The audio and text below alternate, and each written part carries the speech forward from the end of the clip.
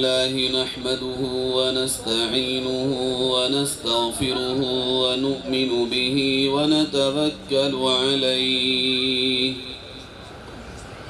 ونعوذ بالله من شرور أنفسنا ومن سيئات أعمالنا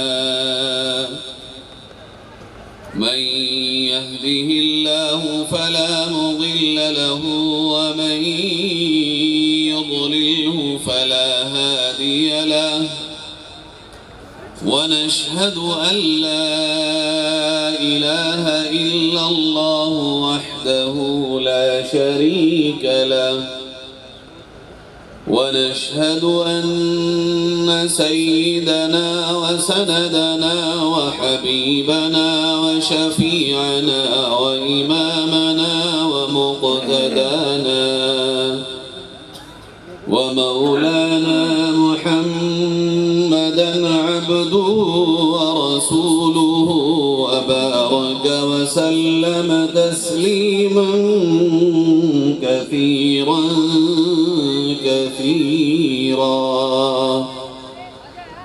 أما بعد فأعوذ بالله من الشيطان الرجيم بسم الله الرحمن الرحيم لتبلغن في أموالكم وأنفسكم ولتسمعن من الذين أوتوا الكتاب من قبلكم ومن الذين أشركوا أذى كثيرا وإن تصبروا وتتقوا فإن ذلك من عزم الأمور صدق الله مولانا العظيم. درود شریف پڑھیں. اللهم صل على سيدنا وعلى آل سيدنا ومولانا محمد كما صليت على إبراهيم وعلى آل إبراهيم إنك حميد مجيد. اللهم بارك على محمد وعلى آل محمد كما باركت على إبراهيم وعلى آل إبراهيم إنك حميد مجيد.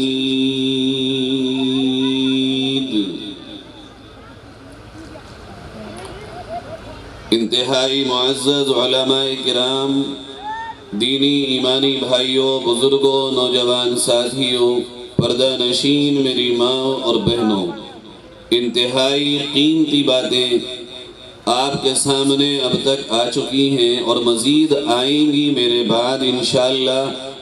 ٹوٹی پھوٹی معروضات آپ کے سامنے پیش کرنے کے لیے حاضر ہوا ہوں. انتہائی عمدہ انداز، دلکش انداز میں آپ نے ہمارے بہت ہی عزیز دوست جناب قاری طیب جمال صاحب سے تلاوت کلام الہی کو سنا ہے. سچی بات تو یہ ہے کہ قرآن سے جڑنا، قرآن کو ساری دنیا ایک طرف جا رہی ہو، ساری دنیا اپنا راگ الاپ رہی ہو، وہ کامیابیوں کی منزلوں کے لیے الگ الگ طور اور طریقے بتا رہی ہو، لیکن لا الہ الا اللہ محمد الرسول اللہ پڑھنے والا قرآن کی طرف دیکھ رہا ہو. اس لیے کہ اللہ رب العزت نے اس قرآن کو قیامت تک آنے والے انسانوں کے لیے ہدایت کا ذریعہ بنایا۔ امت پہ کتنے بھی برے سے برے حالات کیوں نہ آ جائیں، کتنی پریشانیوں کے پہاڑ کیوں نہ ٹوٹنے لگے، مصیبتوں کے کتنے ہی انبار کیوں نہ آ جائیں، لیکن جب جب یہ امت قرآن کی طرف آئے گی، جب یہ قرآن سے جڑ جائے گی، یہ اپنے ہر مسئلے میں قرآن سے ہدایت لے گی، یہ اپنا امام اور رہبر قرآن کو بنا لے گی، جب جب یہ امت اپنی منزل مقصود کی طرف قرآن کے بتائے طریقے پر چلے گی، دنیا کی ساری طاقتیں ایک طرف، کوششیں ایک طرف، مکاریاں ایک طرف، پلاننگیں ایک طرف، تمام ان کی قد و کاوشیں ایک طرف، ان کی سپر پاور سے لے کے کمزور اور کمزور سے لے کے سپر پاور تک ساری دماغی اور ذہنی قوتیں ایک طرف، مگر تم بوریوں پہ بیٹھ کر، پھٹے پرانے کپڑے پہن کر، پیوند لگے ہوئے کپڑے پہن کر بھی انشاءاللہ ثم انشاءاللہ کامیابیوں کی طرف بڑھتے چلے جاؤ گے۔ عزیزو، میری ماں اور بہنوں، آج ضرورت اسی بات کی ہے، ہر گھر قرآن سے سجا ہو، ہر دل قرآن سے منور ہو، ہر زبان قرآن کی تلاوت سے معطر ہو۔ دیکھا یہ جا رہا ہے جیسے جیسے قرآن سے دوری بڑھ رہی ہے، ویسی ویسی مصیبتوں میں اضافہ، امتحانات میں اضافہ، ویسے ویسے ہمارے اوپر شکنجے کستے چلے جا رہے ہیں۔ میرے عزیزو، ایسا ہو نہیں سکتا کہ ہم قرآن سے پوچھیں اپنے مسائل کا حل، مصیبتوں کا حل، پریشانیوں کا حل، اپنی بیماریوں کی دوا، اور قرآن خاموش ہو جائے، یہ ہو ہی نہیں سکتا۔ اللہ کے نبی صلی اللہ علیہ وسلم نے ہر دور کے لیے اسی قرآنی ہدایات کو ہماری نجات کا ذریعہ بتایا۔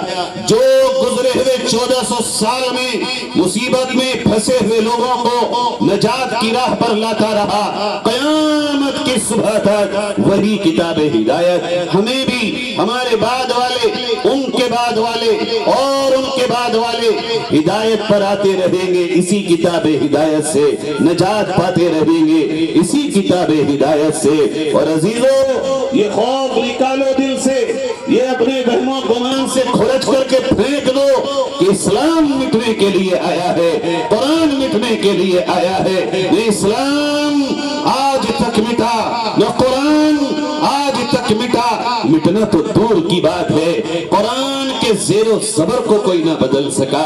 ارے یہ تو بہت بڑی بات ہو گئی، قرآن کے مفہوم و معانی کو تبدیل کوئی نہ کر سکا، جو چلا تھا وہی چل رہا ہے، اور صبح قیامت تک یہی چلتا رہے گا، اس لیے کہ اس کی حفاظت کی ذمہ داری خود مالک ارض و سما، اسی کتاب کے نازل کرنے والے رب تو جہاں نے لی ہے، اور جس کی حفاظت کرنے پہ وہ آئے تو وہ بہتے دریا میں موسیٰ کو نکال کر اسی دریا میں فرعون کو ڈبونا چاہتا ہے۔ میرے پیارو، ہمیں یہ ڈر ہے، حالات بہت خراب ہیں، کیا ہوگا ہمارا، کیا ہوگا آنے والا کل، کیسے ہوں گے آنے والے حالات، آنے والا ہمارا مستقبل کیا ہوگا۔ یہ تو میرے عزیزو قرآن نے ہم سے کہا تھا، وَمَا تَدْرِي نَفْسٌ مَاذَا تَكْسِبُ غَدًا۔ تجھے کل کی پرواہ ہے، قرآن کہتا ہے تیرے کل کی تجھے خبر ہی نہیں۔ جو لمحات، جو موقع، جو وقت، جو بھی قدرت نے تجھے لمحات نصیب کیے ہیں غنیمت جان، اس لیے کہ آنے والی رات میں سو تو سکتا ہے مگر اٹھ جائے یہ تیرے ہاتھ میں نہیں ہے۔ آنکھ تیری یہاں کھلے گی یا قبر میں کھلے گی، اسی کا مجھے علم نہیں۔ تو آنے والے خطرات یا آنے والے مستقبل میں حالات کیا ہوں گے، اس سے قبل اپنی فکر میں کر لوں کہ میرا حال اس وقت کیا ہے۔ اس وقت کے حال کی اگر میں نے خبر لی تو آنے والے حالات خود بخود ٹھیک ہو جائیں گے۔ وَمَا تَدْرِي نَفْسٌ مَاذَا تَكْسِبُ غَدًا۔ کچھ کچھ نہیں پتا کل کیا ہوگا. میں کیا سوچ رہا ہوں, آپ کیا سوچ رہے ہیں, اللہ رب العزت نے کیا سوچ رکھا ہے, ہونا تو وہی ہے جو اللہ رب العزت نے سوچ رکھا ہے. میرے عزیزو, آج موجودہ حالات میں آئیے قرآن سے پوچھتے ہیں, قرآن تو بتا کیا ہونا ہے اور کیا ہوگا. قرآن یہ کہتا ہے تمہارے پاس اللہ کی دی ہوئی جو نعمتیں ہیں ان میں سے مال بھی ہے, اس میں سے جان بھی ہے. تمہارا یہ جسم تم نے تو نہیں کمایا, تم نے تو نہیں لیا, یہ تم نے تو کہیں سے نہیں خریدا, اس کے مالک تم تو نہیں ہو, یہ تم تو کہیں سے لے کر نہیں آئے ہو. یہ دینے والا تو وہ ہے جو کائنات کو چلانے والا, کائنات کو بنانے والا, تمہیں بھی بنانے والا. اس کے مالک بھی تم نہیں, نہ تمہاری مرضی سے تمہیں ملا تھا, نہ تمہاری مرضی سے یہ ختم ہوگا. یہ تو امانت ہے اس کی, جب چاہے گا وہ لے لے گا. یہ مال جس کو تم یہ کہتے ہو یہ میرا ہے, یہ جنازے پہ پوچھ تو صحیح, اٹھتے ہوئے جنازوں سے, اٹھتی ہوئی میتوں سے, اٹھتے ہوئے قبرستانوں میں میتوں کو قبرستانوں میں رکھی ہوئی قبروں پہ میتوں سے پوچھو کہاں ہے تمہارے گھر, کہاں ہے تمہارے مال, کہاں ہے تمہارے وہ بلند و بالا مکانات, کہاں گئی تمہاری گاڑیاں, کہاں گئے تمہارے شان و شوکت, کہاں گئے تمہارے عہدے, کہاں گئے تمہارے خواب, کہاں گئی تمہاری مستقبل کی پلاننگیں. آج تو دھری کی دھری رہ گئی, کچھ نہ رہا سوائے ایک مٹی کے گھر کے.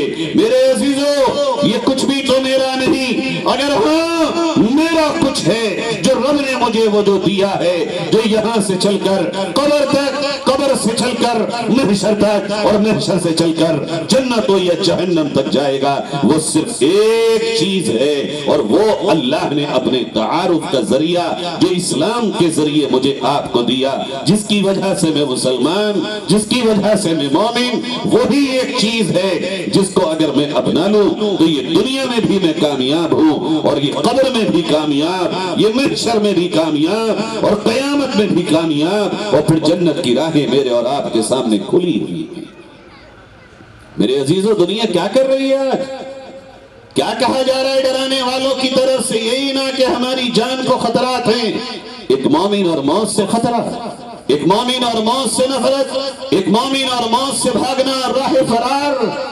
کس لیے بھاگتے ہو, کس لیے باطل کے ہاتھ سے ہاتھ ملاتے ہو, کس لیے تم اپنے رب سے دور جاتے ہو, کون سی چیزیں وہ ہیں جو تمہیں تمہارے رب سے دور لیے جا رہی ہیں. کوئی خوف ہے تمہیں مال کے گوانے کا, کوئی خوف ہے تمہیں جان کے گوانے کا, کوئی خوف ہے تمہیں مکان کے گرنے کا, کون سی چیزیں ہیں. اگر تمہیں خوف ہو مال کے کمانے کا کسی حاکم سے, مال کے گوانے کا کسی حاکم سے, جان کے گوانے کا کسی حاکم سے, یا کسی اور نعمت کے کھو جانے کا, تو کون تھا ترکی میں زلزلہ لانے والا, کون ہے سیریا میں زلزلہ لانے والا, وہ بلڈنگیں بلند و بالا جس میں مستقبل کی بہت سی امیدیں تھیں لمحات میں پھنس گئیں. یہ کون ہے, کون سی حکومت, کون سا حاکم, کون سی طاقت. میرے عزیزو, جب فیصلے وہاں سے ہوتے ہیں تو عقلیں حیران, عقلیں شکدر ہو جاتی ہیں, پھر عقل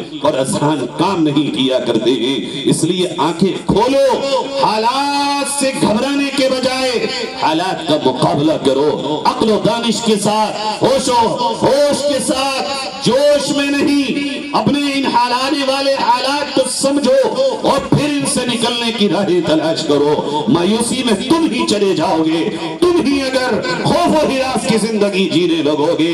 یہ بیٹھے ہوئے معصوم بچے, یہ آنے والی نسل نو کس کے سہارے پر کلمہ طیبہ کا جھنڈا لے کے کھڑی ہوگی؟ اگر وہ بزدلوں کی طرح ہمیں جیتا ہوا دیکھے گی, ہماری زندگیوں میں ایمان سے سمجھوتے دیکھے گی, ہماری ہی زندگیوں میں وہ کلمہ طیبہ کے تقاضوں کو پیچھا ہوتے ہوئے دیکھے گی, یہ نسل کل کہاں کھڑی ہوگی؟ کیا ہوگا ان کا مستقبل, کیسا ہوگا ان کا اللہ رب ذوالجلال سے تعلق, کیسی ہوگی ان کی زندگیوں میں اللہ کے نبی کی غلامی؟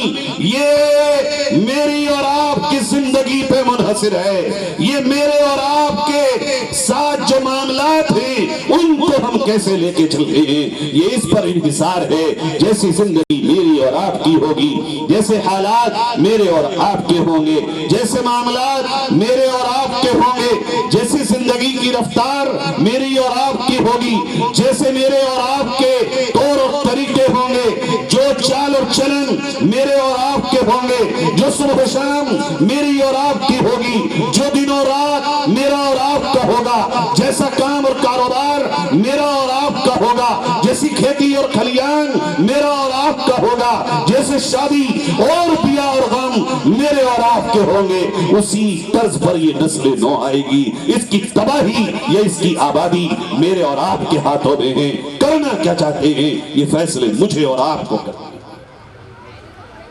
मेरे प्यारो, अल्लाह रब्बुल इज्जत तो आजमाता है। किसको आजमाया जाता है?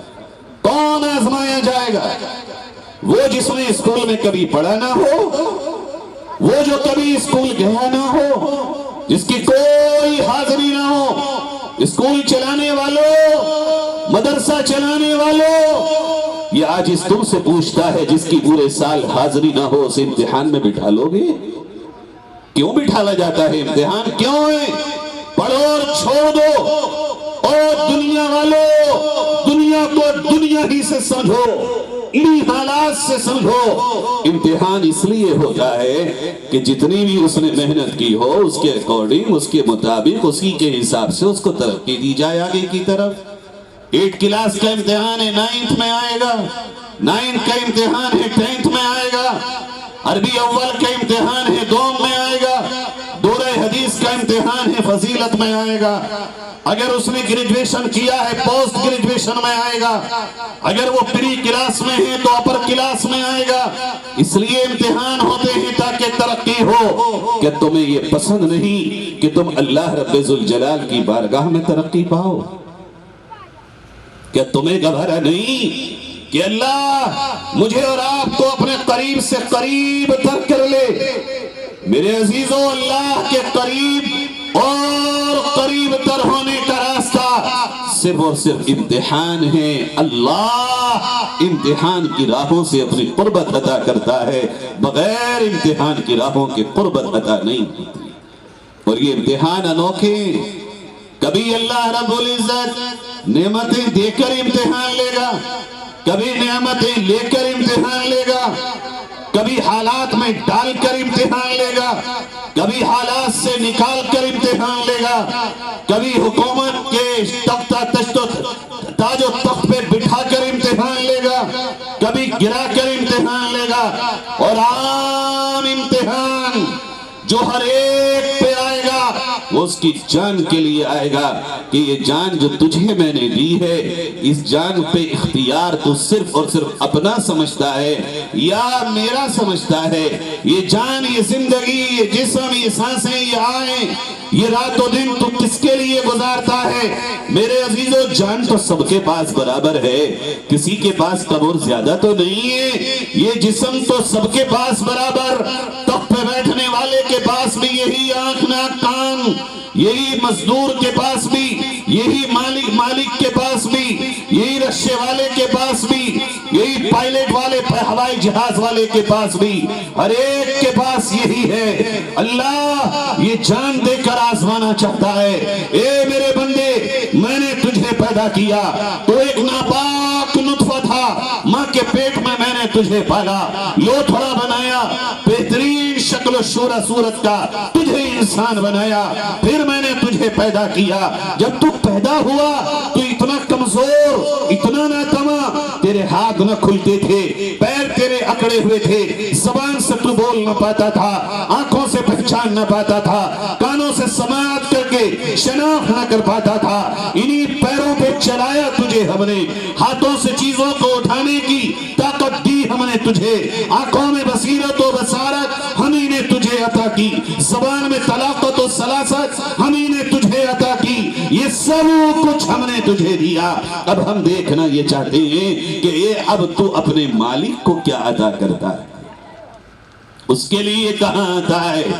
ये जिंदगी में जो तू चारों तरफ निगाहें लगाए बैठा है, तूने जो मुझे भुलाया, ये तो बता कौन सी चीज है इंसान یا ایھا الانسان ما غرک بربک الکریم.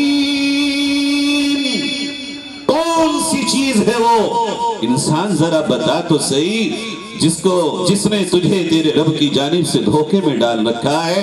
اور کہاں جا رہا ہے؟ کہاں تک جائے گا؟ کہاں تک جائے گا؟ کتنی ہے تیری نگاہ اور کتنا ہے تیری حج؟ کہاں تک جا سکتا ہے؟ اپنے رب کو چھوڑ کر نہ جا. پھر دیکھ ان قریب تیری جوانی کا خاتمہ، پھر دیکھ تیرا بڑھاپا. یہ جو میرے آپ کے سامنے گھومتے ہوئے بزرگ اور معمر اور ایجڈ لوگ ہیں، کبھی یہ بھی میری آپ کی طرح جوان تھے. ان کے لرزتے ہوئے ہاتھ بتاتے ہیں جوانی یکساں نہیں رہتی، لڑکھڑاتی ہوئی ٹانگیں بتاتی ہیں جوانی سدا نہیں رہتی، لڑکھڑاتی ہوئی زبان چیخ چیخ کے تم سے جوانوں کہتی ہے. ہمیشہ زبان کی رفتار یوں نہیں رہا کرتی. جو موقع ہے اور جو وقت ہے وہ اسلام کی سربلندی کے لیے، یہ جان اور جسم ہے یہ کلمے کی سربلندی کے لیے، یہ اللہ سے تعلق میں مضبوطی پیدا کرنے کے لیے، یہ قرآن کے پیغام کو گلی گلی تک لے جانے کے لیے، یہ اسلام کے پیغام امن، پیغام محبت، پیغام وفا، پیغام انسانیت اور نبی کے اخلاق حسنہ کو گھر گھر میں لے جانے کے لیے اس جوانی کا استعمال کرو. اگر یہ جوانی گزر گئی، پیارے جوانوں خدا کی قسم کبھی واپس نہیں آئے. یہ مستیاں، یہ دنیا کی عیش و عشرت کب تک کر لو گے اور کتنا کر لو گے؟ جوانوں میرے اور آپ کے لیے تو اللہ نے جنت میں عیش و عشرت کے سامان بنائے ہیں. میری آپ کی مستی کی جگہ جنت ہے. کامیاب وہ ہے جو اس دنیا میں جنت کو کما کے لے جائے، ناکام وہ ہے جو اس دنیا میں جنت کو گوا کے چلا جائے. فَمَن زُحْزِحَ عَنِ النَّارِ وَأُدْخِلَ الْجَنَّةَ فَقَدْ فَازَ. وہ جو جنتی بن کے گیا اور جہنم سے بچ کے گیا، یہی کامیاب ہے. یہی ہے کامیابی کا پیمانہ اور کامیابی کا معیار. میرے عزیزو، جنت کی راہوں میں کانٹے بہت ہیں، پھول نہیں ملیں گے. اور تمہیں کیسے مل جائیں گے جب تمہارے نبی کو نہ ملیں؟ تمہیں نبی کی سنتیں بہت یاد ہیں. پڑے ہوئے طائف کے پتھر سنت نہیں بنیں گے، پڑی ہوئی نبی کو مکے کی گالیاں سنت نہیں ہیں. حالات تو کبھی بھی کوئی بھی کروٹ لے سکتے ہیں. ارے نبی کی پوری زندگی سیرت ہے. امت پہ کبھی بھی کسی بھی وقت کوئی بھی حالات آئیں گے.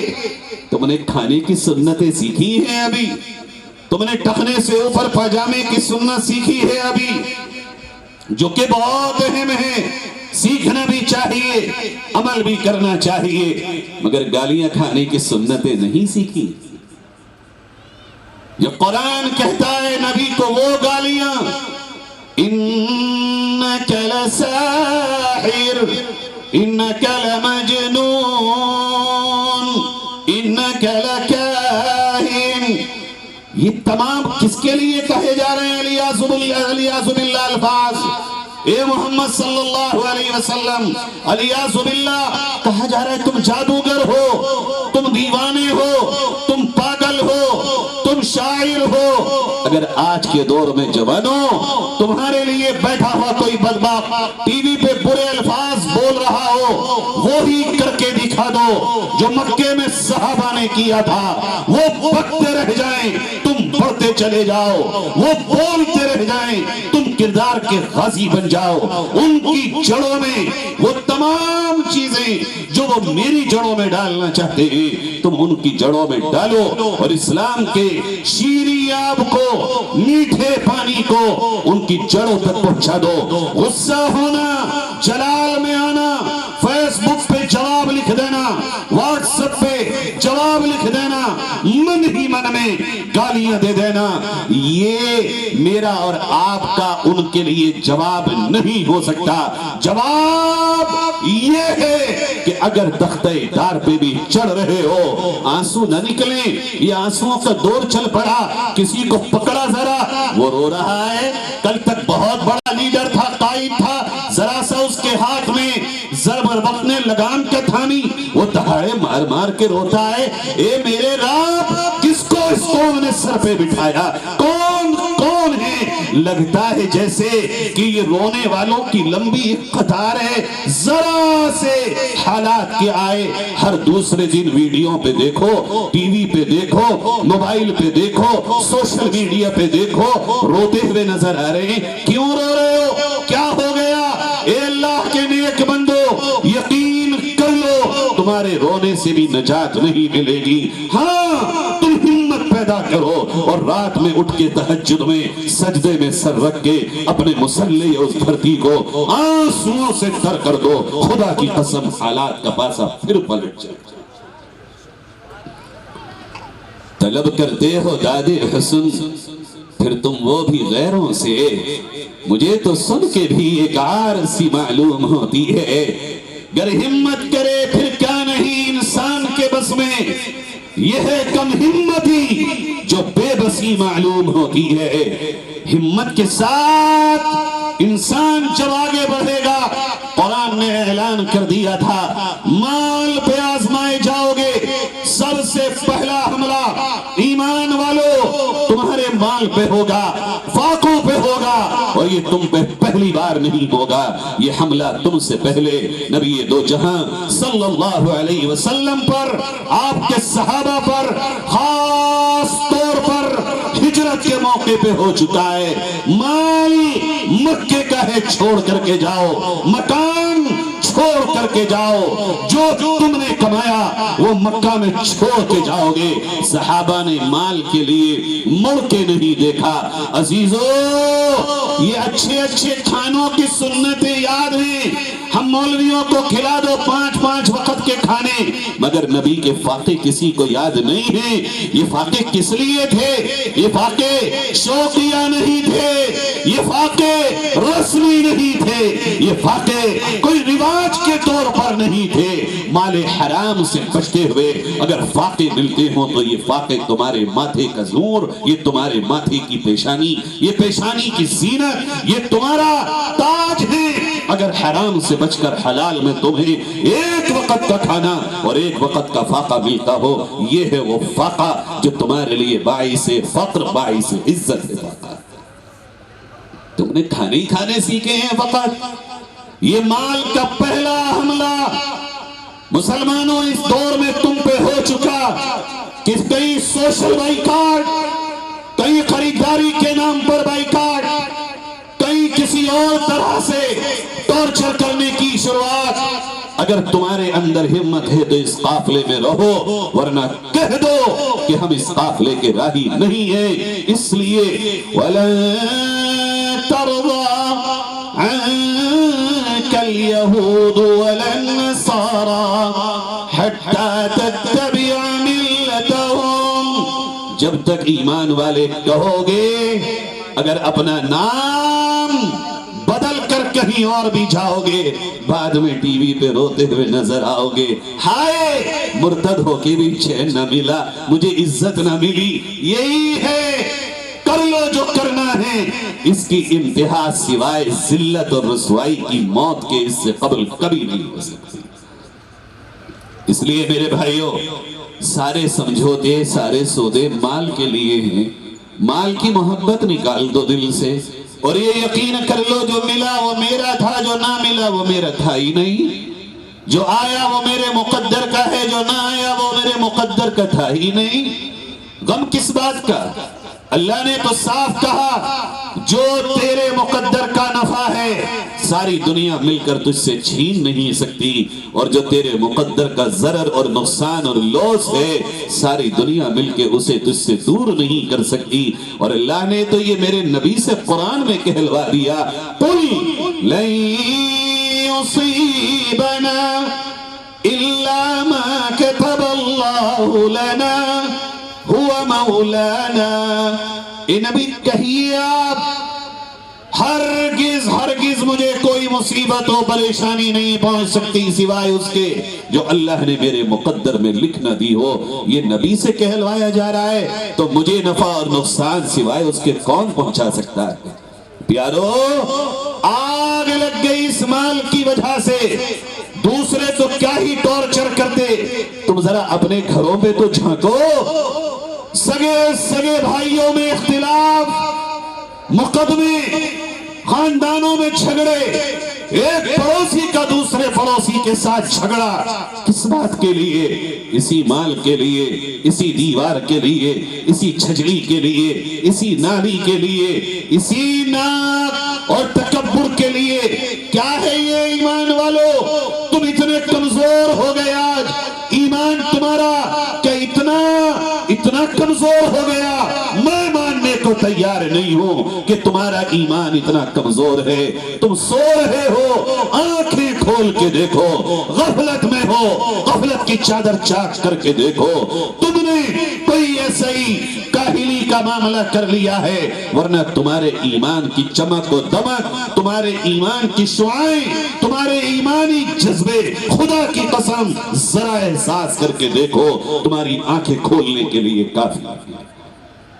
یہ چھوٹی چھوٹی باتوں پہ مالی جھگڑے.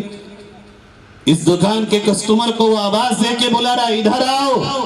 کہ رازق تمہارا رب نہیں ہے؟ یہ اڑتے ہوئے پرندوں کو کھلانے والا تمہارا مالک نہیں ہے کیا؟ یہ سمندروں کی مچھلیوں کو کھلانے والا رازق تمہارا رازق نہیں ہے؟ یہ بند پتھروں میں کیڑوں کو کھلانے والا تمہارا رازق نہیں ہے میرے عزیزوں؟ دلوں میں کدورتیں, دلوں میں حسد, دلوں میں کینہ, دلوں میں کپٹ, دلوں میں نفرتیں, دلوں میں یہ سیاہی کب تک؟ قربانی دینے والے کہاں سے آئیں گے یہ بتاؤ تو صحیح پیارو. قربانی تو مجھے آپ کو سب سے پہلے اپنوں کے لیے دینا تھی. سبیلے لگا کے یہ ناٹک مت کرو. یہ اخباروں میں فوٹو کھچوا کر ایک کے نام پر تماشے مت کرو. اپنے گھروں کی خبر لو. ان تماشوں سے امت کا مسئلہ حل ہونے والا نہیں ہے. اپنے دلوں کی خبر لو. یہ اس طرح کے تماشوں نے امت کو برباد کر کے رکھ لیا.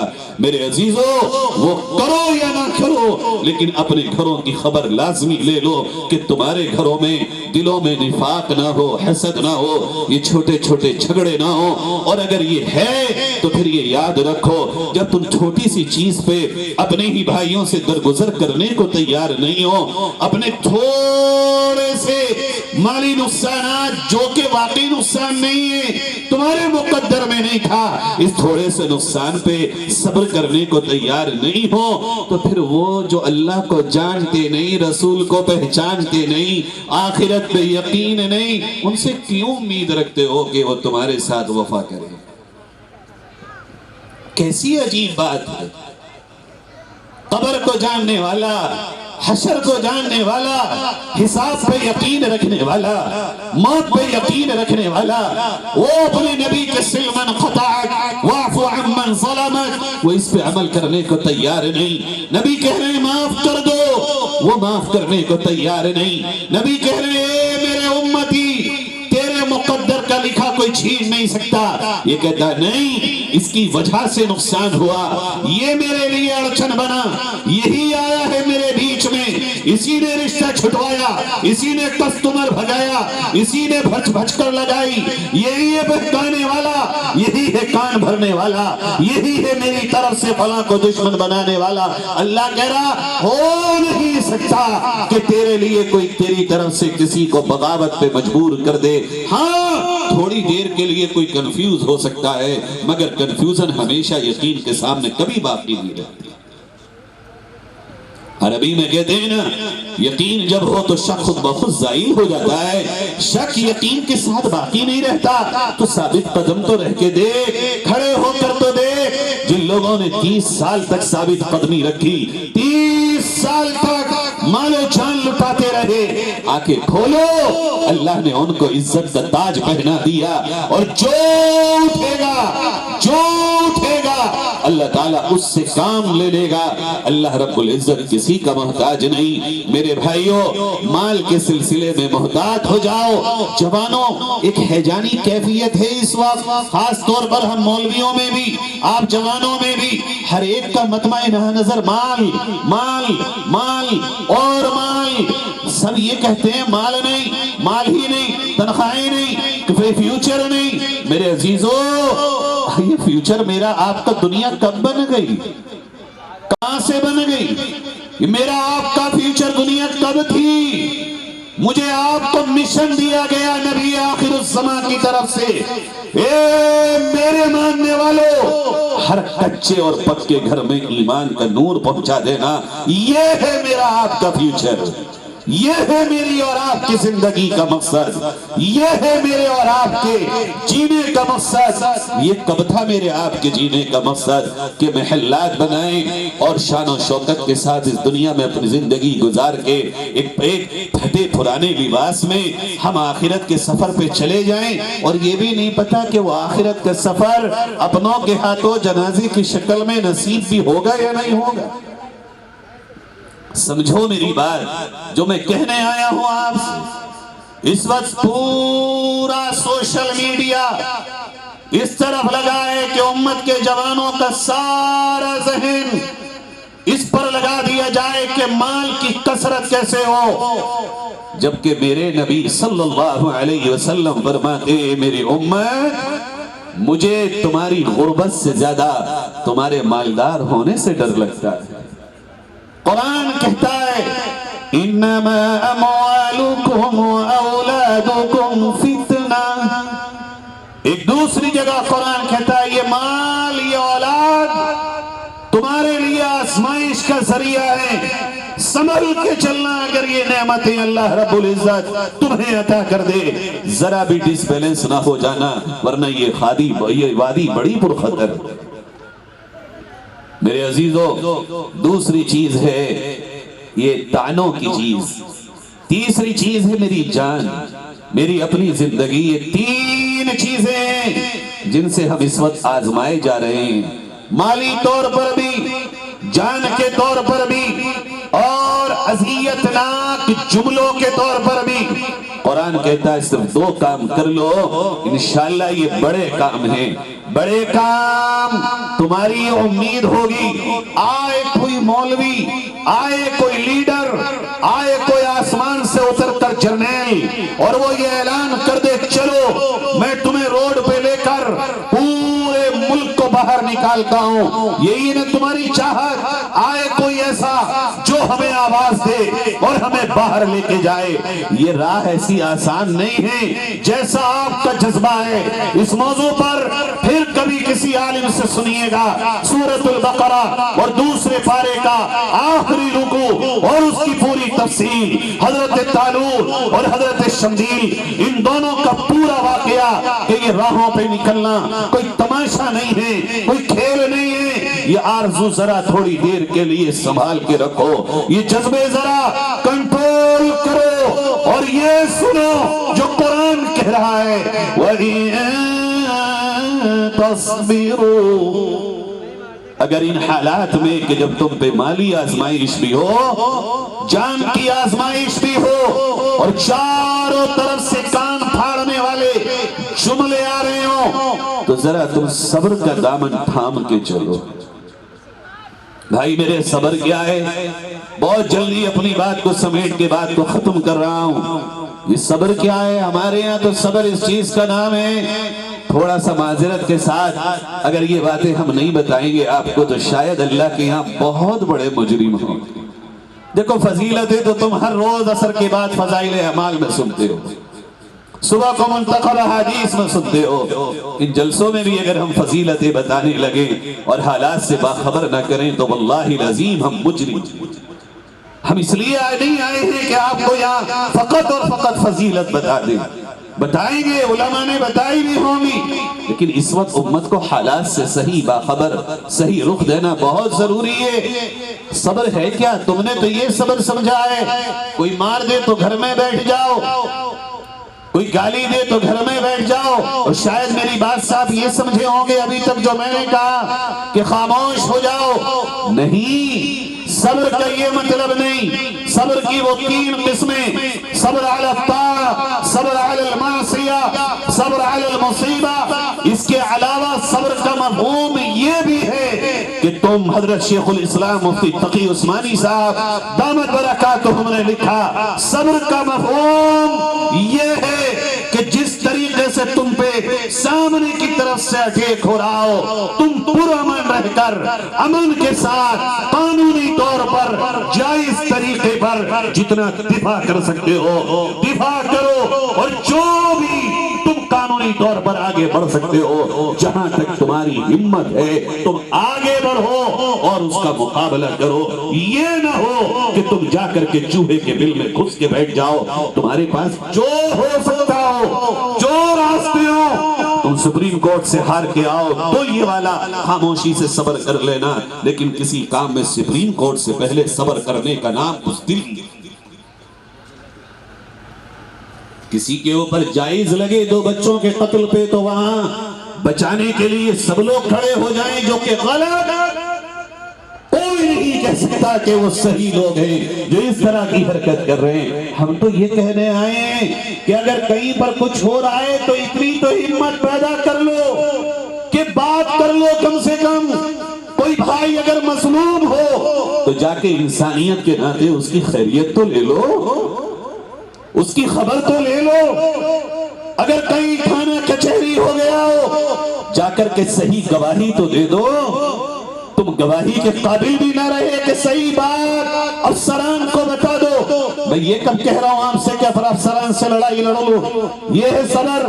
صبر نہیں، وہ بزدلی ہے. یہ صبر ہے کہ تم صحیح رخ پر، صحیح وقت پر، صحیح نہج پر، قانونی طریقے پر اپنی پوری طاقت کے ساتھ غلط کا مقابلہ کرو. اور وہ غلط ایسا مت کرنا کسی غیر مذہب والے کا غلط ہو اور تمہارے اپنے کا غلط نہ ہو. اسلام یہ کہتا ہے غلط ہے وہ غلط چاہے ہندو کا ہو، چاہے مسلمان کا ہو، یہاں تک کہ غلط چاہے تیرے ماں باپ کا ہو. پھر تجھے اسی طرح غلط کے خلاف کھڑا ہونا ہے جس طرح تو کسی غیر کے خلاف کھڑا ہونے کا حوصلہ رکھتا.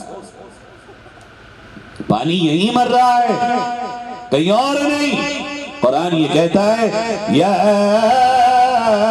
ایھا الذین آمنوا کونوا قوامین للہ شہداء بالقسط. اے ایمان والو، انصاف کے ساتھ، سچائی کے ساتھ کھڑے ہو جاؤ. یہ دونوں آیتیں اس کا مفہوم بتاتا ہوں. اگرچہ تمہارے ماں باپ کے خلاف سچائی ہو، فرما برداری اپنی جگہ، صحیح کے ساتھ کھڑے ہو، اس میں چاہے ماں باپ کے خلاف ہی کیوں نہ جانا پڑے. اب جب ماں باپ کے خلاف کھڑے ہونے غلط بات میں قرآن کہہ دے تو اس کے بعد تو پھر ہر رشتہ چھوٹا ہو، ہر چیز چھوٹی ہو گئی.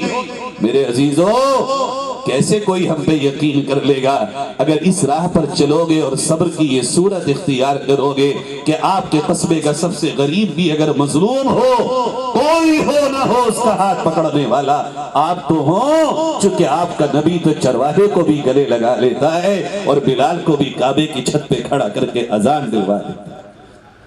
اس صبر کی بہت ضرورت ہے. آج یہ والا صبر ختم ہوتا چلا جا رہا ہے اور قوم کے جوانوں کو بزدلی کا سبق دیا جا رہا ہے.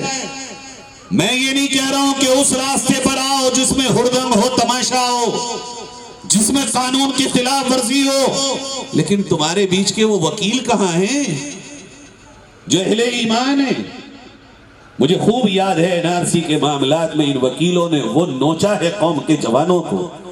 ان میں اچھے بھی بہت، لیکن بڑی تعداد وہ ہے جنہوں نے غریبوں کا خون چوسا ہے. کہاں ہیں تمہارے وہ لوئر؟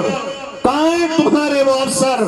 کہاں ہیں تمہارے بیچ میں وہ لوگ جو رات اور دن یہ گیت گاتے ہیں ہماری قوم کو یہ بھی بننا ہے، یہ بھی بننا ہے، یہ بھی بننا؟ ارے کچھ بنو یا نہ بنو، خدا کے لیے انصاف والے اور صحیح کا ساتھ دینے والے بن جاؤ، کانٹوں پہ بھی بیٹھو گے، یہ سارا زمانہ تمہاری ہی طرف کھنچ کے آئے گا۔ آخری بات عرض کر کے بات کو ختم کرتا ہوں، وَإِن تَصْبِرُوا وَتَتَّقُوا فَإِنَّ ذَلِكَ مِنْ عَزْمِ الْأُمُورِ۔ صبر کرو، وہ صبر بھی کرو جو مصیبت پر ہو، عبادت پر ہو، گناہ کے چھوڑنے پر ہو، اور یہ صبر بھی کرو جو میں نے بتایا، اور پرہیزگار بن جاؤ، تقوی والے بن جاؤ۔ کون ہیں تقوی والے؟ قرآن کہتا ہے، آئیے چھوٹی سی تفسیر قرآن سے پوچھ لیں، اعدت للمتقین، اللہ نے جنت کو متقیوں کے لیے، تقوی والوں کے لیے، پرہیزگاروں کے لیے تیار کیا۔ کون ہیں تقوی والے؟ الذین ينفقون فی السراء والضراء والكاظمين الغيظ والعافين عن الناس۔ کہ اللہ کے یہاں تو تقوی والے وہ ہیں جو تنگی میں بھی اور خوشحالی میں بھی اللہ کی راہ میں برابر خرچ کرتے ہیں۔ ایسا نہیں کرتے وہ کہ جب خوب تو دل بھر بھر کے مدرسے مسجدوں کو، غریبوں کو، یتیموں کو، بیواؤں کو، لاچاروں کو، پریشان حالوں کو، مزدوروں کو اور بیماروں کو دے رہے ہیں، لیکن ذرا سا ایک پلاٹ میں نقصان کیا ہوا؟ بھائی حالات بہت خراب ہیں، اور تیرے گھر کی شادی ہم نے دیکھی، حالات خراب نہیں، تیری بیوی کے خون کی ٹیسٹنگ ہم نے دیکھی تو میرٹھ کے بڑے اسپتال میں ہو رہی تھی، گنگا رام میں دلی کے اسپتال میں ہو رہی تھی، یہاں حالات خراب نہیں۔ ذرا سا ہلکا جھٹکا کیا لگا کہ خرچ کرنے کے پیمانے میں کمی آ گئی۔ اللہ کہہ رہا ہے یہ نہیں ہے تقوی والا، تقوی والا تو وہ ہے جب تھوڑا سا نفع ہو تب بھی اتنا ہی خرچ کر رہا ہے بلکہ بڑھا کر، اور ذرا سا نقصان ہو تو اللہ کی راہ کے خرچے کو کم نہیں کرتا بلکہ اور برابر دل مضبوط کر کے کرتا ہے، اس میں کمی کی طرف اپنا رخ نہیں کرتا۔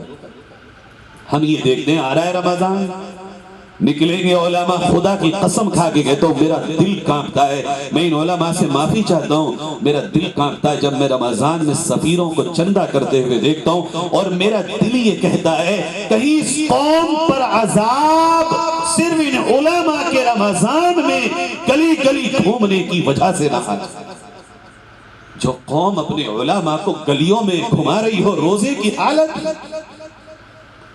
تراویحوں کے وقت، نمازوں کے وقت، جس قوم میں نبی کے جانشین رومال بچھا کر مسجدوں میں بیٹھ رہے ہوں، اوہو ذرا دل سے سوچ کے دیکھو، کانپے گا تمہارا بھی دل، کانپے گا خدا کی قسم۔ اگر علاقے والے طے کر لیں کہ اپنی زکوٰۃ رمضان سے کچھ پہلے نکالیں گے، تمہیں کس نے بتا دیا کہ زکوٰۃ صرف رمضان میں نکلتی ہے؟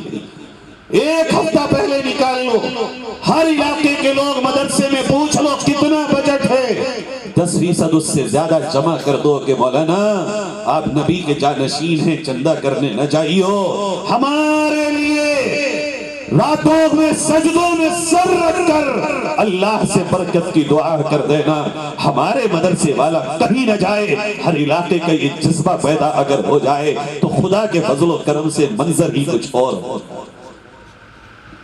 ایک سفیر میرے یہاں آئے رمضان میں ضلع بجنور، میں بہت پریشان ہوا، عین افطار کا وقت، بلا مبالغہ کہہ رہا ہوں کہ ٹھور والوں ہونٹوں پہ جیسے کسی نے کوئی لیپ کر دیا ہو، پپڑی کا، خشکی کا، ایسا لیپ اس شخص کے ہونٹوں پہ لگا ہوا تھا۔ وہ دارالعلوم دیوبند کا فاضل، وہ حافظ قرآن، وہ مفتی، وہ ایک مدرسے کا ذمہ دار، عین افطار کے وقت چلا آ رہا ہے ہانپ تک کس کے لیے؟ یہ تو امت کا، ان علماء کا جگر ہے خدا کی قسم، جو یہ اس حال میں بھی امت کے اندر دین کی بقا کے لیے اس طرح دوڑ بھاگ رہے ہیں۔ لیکن کچھ ذمہ داری تو میری آپ کی بھی ہے، کچھ غیرت میری آپ کی بھی تو تقاضا کرتی ہے، کچھ میری اور آپ کی حمیت بھی تو آواز دیتی ہے۔ جس کے پیچھے نماز پڑھ رہے ہوں، جو میرے آپ کے بچوں کو اللہ کا قرآن پڑھا رہا ہو، جو پورے سال نبی کی حدیثیں پڑھا رہا ہو، جو پورے سال 11 مہینے بیٹھ کر اس دین کے احیاء اور دین کے زندہ کرنے کی کوشش کر رہا ہو، وہ ذرا سے میرے اور آپ کے کنجوس ہونے کی وجہ سے رمضان میں بھاگا پھر رہا ہو۔ بالفرض و تقدیر اگر ایسا ہوتا بھی تو ہر شہر میں ایسے شاندار مہمان خانے ہوتے کہ ہمارے قصبے میں نبی کے مہمان آئیں گے اور ہم انہیں یہاں بٹھائیں گے اور قصبے کے لوگوں سے کہیں گے جاؤ ان کمروں میں ہمارے مہمان خانے میں نبی کے جانشین آئے ہیں، اگر کسی کو زکوٰۃ و امداد دینا ہو اس مہمان خانے میں جا کے دے آؤ، مگر انہیں دروں پہ تو نہ پھرواتے۔ اللہ کیسے ناراض نہیں ہوگا؟ کیسے اللہ کو ترس آئے گا ہمارے اوپر، جب یہ بھی تو کسی کے بیٹے ہیں۔ مولویوں پہ لانچر لگانا بہت آسان ہے آج، الزام لگانا بہت آسان ہے آج۔ یہ شیروانی، یہ کپڑے تمہارے دیے ہوئے کوئی مولوی پہن کے بیٹھ جائے تو بڑی جلدی کہتے ہو مار لیا ہوگا چندہ، کھا گیا ہوگا یہ چندہ۔ تمہارے دیے ہوئے اگر گدے بچھا لے، تمہاری دی ہوئی اگر اے سی لگا لے، تمہاری ہی دی ہوئی اگر کوئی گاڑی چلا لے، بڑی جلدی میرے آپ کے منہ کھل جاتے ہیں، بڑھیا چل رہا ہوگا اس کا کام۔ عزیزو، جب یہ اپنے گھر میں جاتا ہوگا، جب اس کے یہاں میں آپ کو ایک واقعہ سناتا ہوں، اگر دل نہ کانپے آپ کے تو دیکھیے گا۔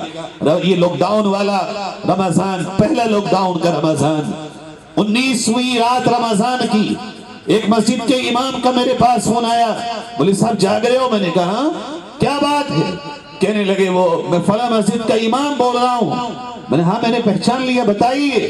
کہنے لگے وہ میرے ہاں ولادت کا مسئلہ ہے اور میں فلاں اسپتال میں ہوں، 14,000 روپے لے کے آیا تھا، مگر یہ تو کہہ رہے ہیں کیس بہت کریٹیکل ہے، بہت سیریس ہو گیا، مراد آباد جانا پڑے گا آپ کو، اور میرے پاس تو کچھ بھی نہیں ہے۔ میں نے تم نے اپنی مسجد کی کمیٹی سے قرض نہیں مانگا یا ان سے بات نہیں رکھی؟ کا متولی سے کہا تھا، کہنے لگا بھئی ہم تو قرضہ نہیں دے سکتے، یہی 14,000 روپے لے جاؤ۔ میں نے اب رات میں فون کیا، کہنے لگے 10 سے 12 بار کر چکا ہوں، فون نہیں اٹھا رہے۔ خیر میں نے کوئی بات نہیں، پریشان نہ ہو، یہ حالت تم پہ گزرے گی تو کیسا لگے گا؟ تمہارے دلوں پہ گزرے گی تو کیسا لگے گا تمہیں؟ بس ہمارا فرق اتنا، منہ نہیں کھولتے، اپنے درد کو بیان نہیں کرتے۔ میں تم سے کوئی روپیہ مانگنے نہیں آیا، کوئی چندہ کرنے نہیں آیا، کوئی تمہارے یہاں میرے مدرسے کا سفیر نہیں آنے والا، میں تم سے تمہاری ہی کہانی بتانے آیا ہوں۔ اللہ کے خاندان کو رسوا کر کے کبھی کوئی کامیاب نہیں۔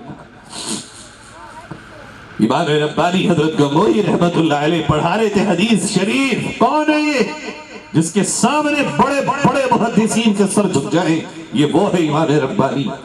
بارش آ گئی، طلبہ ایک دم اندر چلے گئے، حضرت نے پگڑی اتاری اور پگڑی اتار کے سارے طلبہ کی جوتیاں اپنی پگڑی میں بھر لی۔ طلبہ نے دیکھا تو بےتاب ہو کر آ گئے، حضرت کیا کر رہے ہیں؟ کہنے لگے نبی کے مہمانوں کی جوتیاں نبی کی سنت کی پگڑی میں بھر رہا ہوں، برا کیا ہے؟ یہ پڑھ کے آئے، یہی پڑھا کے پڑھانے والے، کیا کر رہے ہیں ہم ان کے ساتھ؟ اگر کوئی ذرا سی غلطی ہو تماشے بن گئے۔ ارے انہیں دیکھو جنہوں نے اپنے دھرم گرووں کو یہاں سے لے کے وہاں پہنچا دیا، جنہوں نے اپنے مذہبی رہنماؤں کی ایک آواز پر اپنی جان دینے کے لیے بھی تیاری کر رکھی ہے۔ ایک طرف وہ ہیں اور ایک طرف ہم۔ بہرحال یہ درد ان علماء کی طرف سے مجھ سے خدا کی قسم کھا کے کہتا ہوں کسی نے نہیں کہا، یہ تو میں آنکھوں سے دیکھا ہوا درد بیان کر رہا ہوں۔ ہوش کے ناخن لو پیارو، سمجھو کم سے کم جہاں جہاں تک یہ بات پہنچ سکتی ہے اور آپ سن رہے ہیں، آپ تو طے کریے۔ اور زکوٰۃ سے کیوں، امداد سے کیوں نہیں؟ یا تو بات امداد کی ہو رہی ہے، تقوی والے بنو، یہی تو بڑا کام ہے تقوی اختیار کرنا۔ جو اچھا، جو وہ خوشحالی میں بھی تنگی میں بھی برابر دینے والا ہو۔ تمہاری مسجد پہ برقعے والی آتی کیوں ہے؟ یہ سوال تم سے ہے، کسی اور سے نہیں کریں گے۔ تم سے پوچھیں گے مسلمانوں، کیوں آئی یہ برقعے والی؟ اس کے گھر تک تم کیوں نہیں پہنچے؟ چوراہوں پہ بیٹھ کے یہ کہنا بہت آسان ہے کہ برقعے دیکھو بھیک مانگنے والے مسلمان زیادہ۔ اس کا جواب کس سے لیں ہم؟ کون سی دیواروں میں سر مارے اپنا جا کر؟ کس سے پوچھیں؟ کون بتائے گا؟ تیری پڑوسن اگر بیماری میں بھیک مانگنے نکلی تو کیوں؟ تیرے محلے کی کوئی عورت اگر اپنے شوہر کے انتقال کے بعد اپنے بچوں کی پرورش کے لیے باہر ہاتھ پھیلانے نکلی تو کیوں؟ کس سے پوچھیں جا کر؟ کس سے کریں سوال؟ تم ہی سے تو پوچھیں گے، کوئی اور کون جواب دے گا ان باتوں کا؟ یہ بیٹھے ہوئے روڈوں پہ ٹوپی لگائے ہوئے مسلمان کیوں ہیں؟ کیوں جا رہے ہیں؟ کون بتائے گا اس کا جواب؟ میں کس سے پوچھوں؟ جوانوں تم بتاؤ کہاں جاؤں؟ مسلمانوں تم بتاؤ کون بتائے گا ان باتوں کا جواب؟ خود سے پوچھو، خدا کی قسم تمہارے پاس ان باتوں کا جواب ہے۔ تم سوئے بے خبر ہو کر تم نے بھلایا اپنی پڑوس کو، تم مال کے نشے میں دھت ہو گئے، تم عیش و عشرت صدوں میں جا کر سو گئے، تم نے اپنے پڑوس کی آس پاس کی یہاں تک کہ تم نے اپنے سگے رشتہ داروں کی بھی خبر نہ لی۔ تمہارے ہی خلیرے ممیرے پھپیرے تیرے اور چچیروں میں بیوائیں ہیں، مگر تمہیں کوئی خبر نہیں ان کے بچے اور ان پہ کیا گزر رہی ہے۔ ہاں تمہاری ترقی ہونا بہت ضروری ہے۔ میرے عزیزوں، یہ باتیں بہت طویل ہو جائے گی، یہ تو میں نے آپ کو تھوڑا سا ایک اشاروں میں آئینہ دکھایا ہے۔ یہ سمجھو ان حالات کو، موجودہ حالات کا حل کوئی نہیں دے گا مجھے اور آپ کو، یہ قرآن دے گا، اپنے آپ پہ غور کرنا دے گا، یہ فکر دے گی۔ یہ سمجھ لو یہ قوم جب فکر ختم کر دے گی، یہ پہلے قوت فکر و عمل فنا ہوتی ہے، پھر کسی قوم کی شوکت پہ زوال آتا ہے۔ فکر ختم، سوچ ختم، یہی تو چاہتا ہے زمانہ۔ رات بھر تم فلمیں دیکھو، رات بھر تم سیریل دیکھو، رات بھر تم یہ نوٹنکیاں دیکھو، یہی تو چاہتا ہے زمانہ۔ تم انہی میں لگ جاؤ، تم فکریں ختم کر ڈالو، تمہارے اندر سے قوم کی ترقی کی فکریں ختم ہو، قوم کی غربت کی فکریں ختم ہو، اور اس ملک کی ترقی اور اس ملک کی مضبوطی کی فکریں ختم ہو، یہی چاہتا ہے زمانہ تم سے۔ لیکن تم اگر پلٹ آؤ گے، تمہارے بہترین مستقبل کا ضامن اس دیش کی ترقی ہوگی، یہی دیش ترقی تمہارے اچھے مستقبل سے کرے گا۔ یہ اللہ کہتا کرنے والے کام، عزم کرنے والے کام۔ فَإِنَّ ذَلِكَ مِنْ عَزْمِ الْأُمُورِ، یہ تو وہ کام ہے کہ جو قوم لے کے کھڑی ہو جائے، چاروں طرف اس کے لیے راستے ہموار ہوتے جاتے ہیں۔ ارادہ کرتے ہیں بھئی انشاءاللہ غور و فکر کر لینا۔ چلو میں یہ تو نہیں کہہ سکتا کہ عمل کر لینا بہت چھوٹا ہو، مگر فکریں تو کر لو گے نا انشاءاللہ۔ ارادہ کرتے ہو بھئی، میں بھی ارادہ کرتا ہوں، آپ لوگ ارادہ کریں ہاتھ اٹھا کے انشاءاللہ سب۔ اللہ رب العزت آپ سب کو سلامت رکھے۔ بہت بہت شکریہ قاری قاسم صاحب کا، آپ کے ساتھیوں کا، آپ کے تمام رفقا کا، تمام معاونین کا، اور یہ مدرسے کے تمام جملہ ذمہ داران کا۔ اللہ رب العزت آپ سب کو بہترین جزا نصیب فرمائے۔ وآخر دعوانا ان الحمدللہ رب العالمین۔ درد اور سوز میں ڈوبی ہوئی حضرت مولانا انصار احمد صاحب کا خطبہ